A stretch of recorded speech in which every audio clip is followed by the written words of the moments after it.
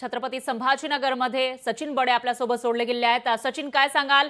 या ठिकाणी आपण बघतोय पारा तर 11 अंशांपर्यंत खाली घसरलाय, पण त्याचबरोबर वातावरणामध्ये बदल होत असल्याची माहिती आहे आणि तुम्ही सध्या एक जाड जॅकेट घातलेला आहे। कशी थंडी या ठिकाणी जाणवते आणि वातावरणामध्ये कसे बदल दिसतायत? फराजी मराठवाड्यामध्ये उशिरा का होईना आता थंडीची बॅटिंग पाहायला मिळते, कारण गेल्या बऱ्याच दिवसानंतर थंडीचं प्रमाण आता वाढायला सुरुवात झालेलं आहे।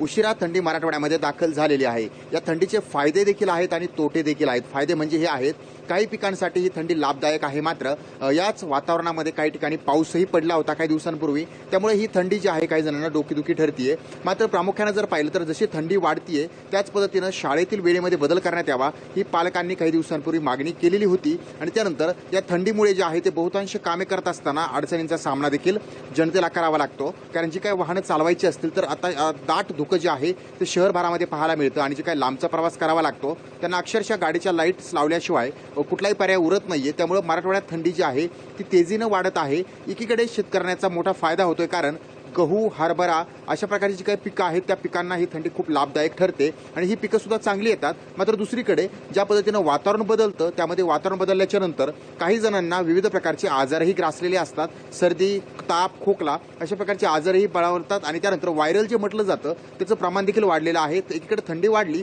तर दुसरीकडे रुग्णांची संख्या देखील रुग्णालयामध्ये वाढतीये आणि या रुग्णांना एक सल्ला दिला जातो की तुम्ही तुमची काळजी घेण्यात यावी।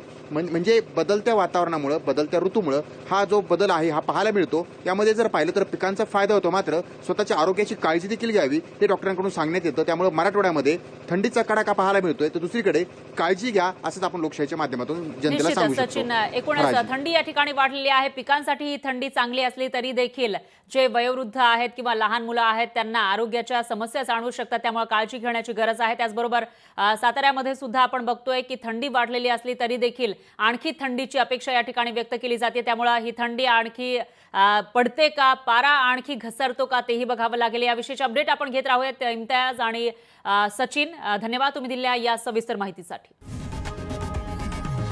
लोकशाही मराठी ऐका, पहा, जागरूक रहा।